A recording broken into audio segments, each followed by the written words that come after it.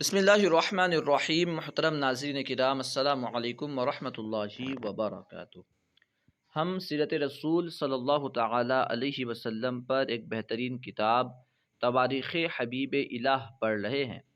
آج ہم انشاءاللہ عز و جل باب اول کی تیسری فصل پڑھیں گے۔ دیکھیے، باب اول تیسری فصل، ایام رضاعت اور زمانہ طفولیت۔ ایام یوم کی جمع ہے، یوم کا معنی ہوتا ہے دن، اور رضاعت کا معنی ہوتا ہے دودھ پینا۔ تو ایام رضاعت دودھ پینے کے ایام، دودھ پینے کا زمانہ، اور زمانہ طفولیت، طفل کا معنی ہوتا ہے بچہ، اسی کی طرف منسوب ہے طفولیت اور بچپن کا زمانہ۔ یعنی اس میں نبی پاک کے دودھ پینے کے ایام اور بچپن کے زمانے کے تعلق سے بیان ہوگا۔ دیکھیے، ہمارے آقا سرور عالم صلی اللہ تعالی علیہ وسلم نے 7 روز تک اپنی والدہ ماجدہ کا دودھ پیا۔ کتنے دن تک والدہ کا دودھ پیا؟ 7 دنوں تک۔ پھر ابو لہب کی باندی سویبہ رضی اللہ عنہا کا دودھ پیا۔ سب سے پہلے نبی پاک نے اپنی والدہ کا دودھ پیا 7 دن تک، پھر حضرت سویبہ کا دودھ پیا۔ سویبہ نے محمد عربی صلی اللہ تعالی علیہ وسلم کی ولادت کی، یعنی پیدائش کی خوشخبری جب ابو لہب کو دی تو ابو لہب نے خوشی میں اسے آزاد کر دیا۔ بھتیجا پیدا ہوا، اس خوشی میں اس نے اپنی باندی سویبہ کو آزاد کر دیا، کیونکہ اس نے یہ خوشخبری دی تھی۔ پھر کیا ہوا؟ حضرت عباس رضی اللہ عنہ فرماتے ہیں کہ میں نے ابو لہب کو اس کی موت کے بعد خواب میں دیکھا اور خیریت پوچھی، کیا حال ہے؟ تو اس نے کہا سخت عذاب میں مبتلا ہوں، مگر دوشنبہ کی شب یعنی پیر کی رات، دوشنبہ یعنی پیر، شب یعنی رات، مگر دوشنبہ کی شب عذاب میں تخفیف ہوتی ہے، کمی ہو جاتی ہے۔ پیر کی رات آتی ہے تو عذاب میں کمی ہو جاتی ہے۔ کیوں ہوتی ہے؟ وہ اس لیے کہ میں نے اپنی باندی سویبہ کو محمد بن عبداللہ صلی اللہ علیہ وسلم کی ولادت کی خوشخبری سنانے کے بدلے میں انگشت ہائے شہادت و استا۔ انگشت کا معنی ہوتا ہے انگلی، اس کی جمع ہے انگشت ہا، اور شہادت معنی شہادت کی انگلی یعنی کلمے کی انگلی، اور استا بیچ کی انگلی۔ انگشت ہائے شہادت و استا یعنی شہادت اور بیچ کی انگلی کے اشارے سے آزاد کیا تھا۔ تو اس کا ثمرہ مجھے یہ ملا، اس کا بدلہ مجھے یہ ملا کہ ان دونوں انگلیوں کے درمیان سے کچھ پانی چوسنے کو مل جاتا ہے، جس سے میں راحت محسوس کرتا ہوں۔ اب دیکھیے محدثین کرام کیا فرما رہے ہیں۔ محدثین کرام نے اس روایت کو نقل کرنے کے بعد لکھا کہ جب رسول اکرم صلی اللہ علیہ وسلم کی ولادت کی خوشی کے اظہار پر ایک ایسے کافر کے عذاب میں تخفیف ہو سکتی ہے جس کی قرآن مجید نے صراحت کے ساتھ مذمت فرمائی، تبت یدا ابی لہب میں قرآن پاک نے اس کی مذمت فرمائی، برائی فرمائی، ایسا کافر اگر وہ بھی نبی پاک کی ولادت کے موقع پر خوشی مناتا ہے تو اس کے عذاب میں تخفیف ہو جاتی ہے، کمی ہو جاتی ہے۔ تو جو مسلمان آپ کی ولادت باسعادت کی خوشی منائے تو اسے کتنے ثواب و برکات سے نوازا جائے گا۔ ظاہر سی بات ہے۔ اس میں بعض لوگ یہ کہتے ہیں کہ تو خواب کا معاملہ تھا، خواب دلیل تھوڑی ہے، یہ صرف خواب نہیں ہے۔ حضرت عباس رضی اللہ تعالیٰ عنہ نے خواب دیکھا تھا، پھر جب اسے بیان کیا تھا نبی پاک نے اس کا رد نہیں کیا، انکار نہیں کیا، تو یہ جو ہے گویا کہ حدیث تقریری بن گئی۔ اس طرح بعض کتابوں میں درج ہے۔ محمد عربی صلی اللہ علیہ وسلم حلیمہ کی گود میں، حضرت حلیمہ سعدیہ جو آپ کی رضائی ماں ہے، سویبہ کے بعد آپ کو حلیمہ سعدیہ نے دودھ پلایا۔ پہلا سوال اس طرح آپ کر سکتے ہیں کہ نبی پاک کو سب سے پہلے کس نے دودھ پلایا؟ آپ کی والدہ ماجدہ نے۔ پھر کس نے دودھ پلایا؟ حضرت سویبہ نے۔ نبی پاک کی والدہ نے کتنے دنوں تک دودھ پلایا؟ 7 دنوں تک۔ حضرت سویبہ کس کی باندھی تھیں؟ ابو لہب کی۔ ابو لہب نے حضرت سویبہ کو آزاد کیوں کیا تھا؟ کیونکہ حضرت سویبہ نے نبی پاک کے پیدائش کی خوشخبری اسے سنائی تھی۔ ابو لہب کو اس کا کیا بدلہ ملا، کیا پھل ملا؟ ابو لہب کو اس آزادی کی وجہ سے پیر کی رات میں اس کے عذاب میں تخفیف ہوتی ہے۔ تخفیف کس طرح ہوتی ہے کہ اس کے ان دونوں انگلیوں کے درمیان سے کچھ پانی نکلتا ہے جن کے اشارے سے اس نے حضرت سویبہ کو آزاد کیا تھا، تو وہ اسے چوس کر راحت محسوس کرتا ہے۔ ابو لہب نے کن انگلیوں کے اشارے سے حضرت سویبہ کو آزاد کیا تھا؟ انگشت ہائے شہادت و استا کے اشارے سے۔ محدثین کرام اس واقعہ کو نقل کرنے کے بعد کیا فرماتے ہیں کہ جب ایسا کافر جو جس کی مذمت برائی قرآن پاک میں ہو، اگر وہ خوشی منائے تو اس سے اس کے عذاب میں تخفیف ہو جائے، اگر مسلمان خوشی منائے گا تو اسے بہت سارے ثواب و برکات ملیں گے، حاصل ہوں گے۔ خیر، محمد عربی صلی اللہ تعالی علیہ وسلم حلیمہ کی گود میں، سویبہ کے بعد آپ کو حلیمہ سعدیہ نے دودھ پلایا۔ سعدیہ یہ آپ کے قبیلے کی وجہ سے آپ منسوب ہیں، بنی سعد کے رہنے والی تھیں۔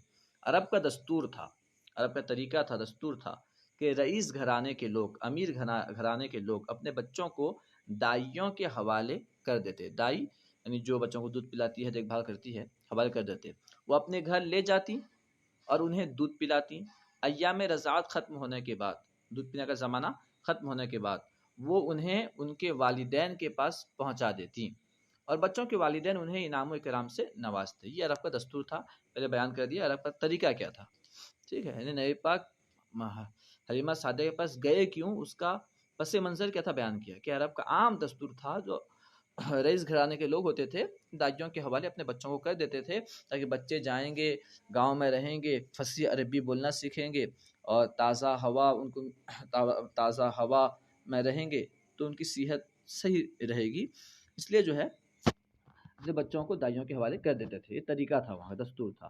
حلیمہ سعدیہ جو طائف کے ایک نواحی قبیلے، نواحی یعنی نواح کا معنی ہوتا ہے کنارہ، یعنی قریب کے قبیلے سعد کی رہنے والی تھیں۔ شیر خوار بچے کے لیے عورتوں کے ساتھ مکہ آئیں۔ شیر خوار یعنی دودھ پیتے، شیر خوار بچے کے لیے، دودھ پینے والے بچے کے لیے عورتوں کے ساتھ مکہ آئیں۔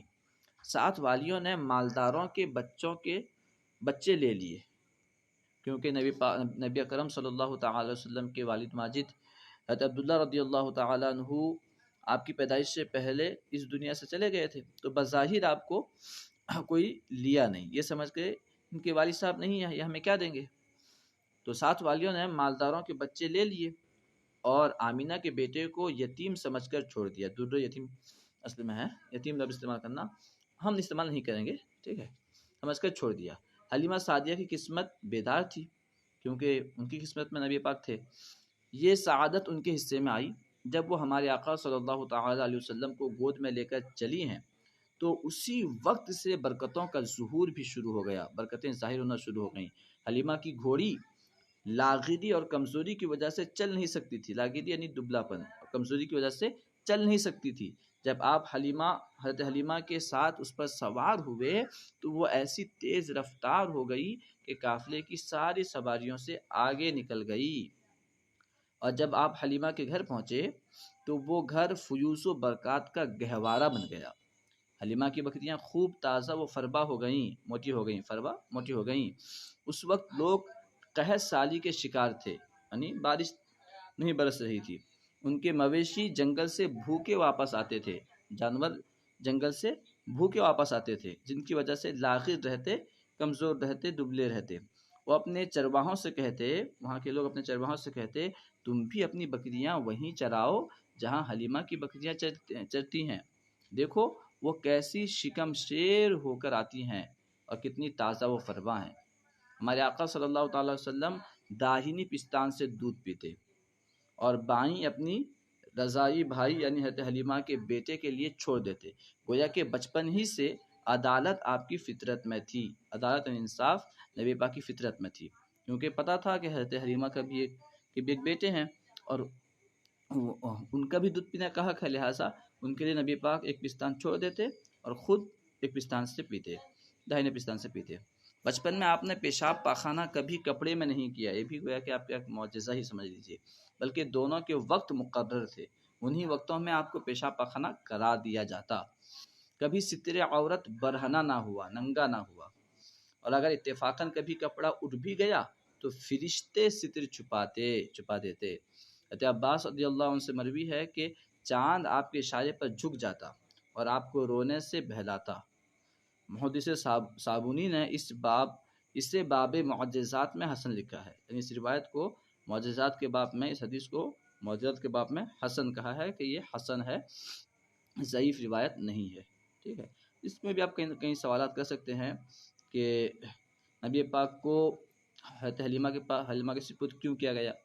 کہہ سکتے ہیں کہ عرب کا دستور تھا، رئیس گھرانے کے لوگ اپنے بچوں کو دائیوں کے حوالے کرتے تھے، کہ وہ دودھ پلائیں اور ایام رضاعت ختم ہونے کے بعد ان کے والدین کو پہنچا دیں، ٹھیک ہے، تاکہ بچوں کی زبان صحیح رہے، خالص عربی زبان رہے، اور بچوں کو صاف آب و ہوا مل سکے، اس لیے ان کے حوالے کرتے تھے۔ اسی طرح نبی پاک کو بھی حضرت حلیمہ کے حوالے کیا گیا۔ حضرت حلیمہ کہاں کی رہنے والی تھی؟ حضرت حلیمہ قبیلہ سعد کی رہنے والی تھی، ٹھیک ہے۔ حضرت حلیمہ مکہ کیوں آئی تھی؟ دودھ خوار بچے کے لیے، شیر خوار بچے کے لیے۔ اچھا، دوسری عورتوں نے نبی پاک کو کیوں نہیں لیا؟ آپ کو یتیم سمجھ کر دوسری عورتوں نے نہیں لیا، ٹھیک ہے۔ اچھا، جب نبی پاک صلی اللہ تعالی علیہ وسلم حضرت حلیمہ کے گود میں گئے تو اس وقت کون کون سی برکتوں کا ظہور ہوا؟ اس میں آپ شارٹ میں کہہ سکتے ہیں کہ حضرت حلیمہ کی گھوڑی جو لاغری کمزوری کی وجہ سے چل نہیں سکتی تھی، وہ بالکل تیز رفتار ہو گئی، اس میں جان آ گئی، سب سے آگے نکل گئی۔ اچھا، جب اب حلیمہ کے گھر پہنچے تو وہاں پہ جو ہے حضرت حلیمہ کی بکریاں موٹی ہو گئیں، فربا ہو گئیں، خوب دودھ دینے لگیں، ٹھیک ہے۔ حضرت حلیمہ کی بکریوں کو دیکھ کر قبیلے والوں نے قبیلے کی عورتوں نے کیا کہا؟ قبیلے کی عورتیں اپنی چرواہوں سے کہتی کہ تم بھی وہی بکریاں چراؤ جہاں حلیمہ کی بکریاں چرا کرتی ہیں۔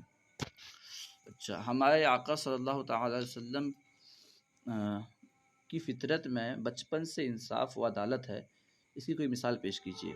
نبی کریم صلی اللہ تعالی علیہ وسلم حضرت حلیمہ کے داہنے پستان سے ہی دودھ پیتے، بائیں سے نہیں پیتے، دونوں سے نہیں پیتے، اور یہ اشارہ کر رہا ہے کہ میں دنیا میں انصاف عام کرنے کے لیے، پھیلانے کے لیے آیا ہوں، لہٰذا میں شروع سے ایک پستان سے دودھ پی کر ایک پستان میرے بھائی کے لیے چھوڑ کے یہ دست دے رہا ہوں کہ کوئی یہ نہ کہے کہ بچپن میں نعوذ باللہ میں نے ناانصافی کی۔